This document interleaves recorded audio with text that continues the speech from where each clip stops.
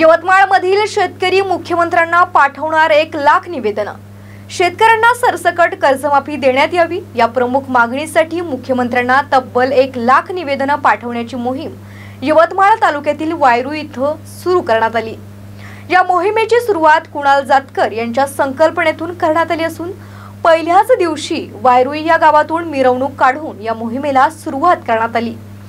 सततची नापिकी आणि कर्जबाजारीपणाला कंटाळून हजारो शेतकऱ्यांनी मागील वर्षी यवतमाळ जिल्ह्यात आत्महत्या केल्या होत्या।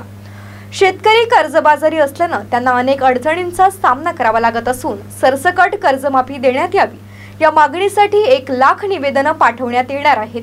म्हणून मागच्या वेळेस आम्ही कर्जमाफीसाठी रक्ताने पत्र लिहून मुख्यमंत्री साहेबांना पाठवलं होतं, पण त्या रक्ताची पण किंमत या सरकारला दिसून आली नाही। म्हणून आम्ही शेतकरी पुत्र आणि शेतकरी 1 लाख निवेदन मुख्यमंत्री साहेबांना देऊन कर्जमाफीसाठी देत आहे। त्यांना विनंती आहे की आम्हा शेतकऱ्यांकडे लक्ष देऊन आम्हा सर्व शेतकऱ्यांचे सरसकट कर्जमाफी करून शेतकऱ्यांना न्याय देण्याचं काम करावं। त्यानिमित्त आम्ही निवेदन मोहीम 1 लाख निवेदन मोहीम मुख्यमंत्री साहेबांना निवेदनाद्वारे विनंती करत आहे की शेतकऱ्यांना सरसकट कर्जमाफी देऊन शेतकऱ्यांना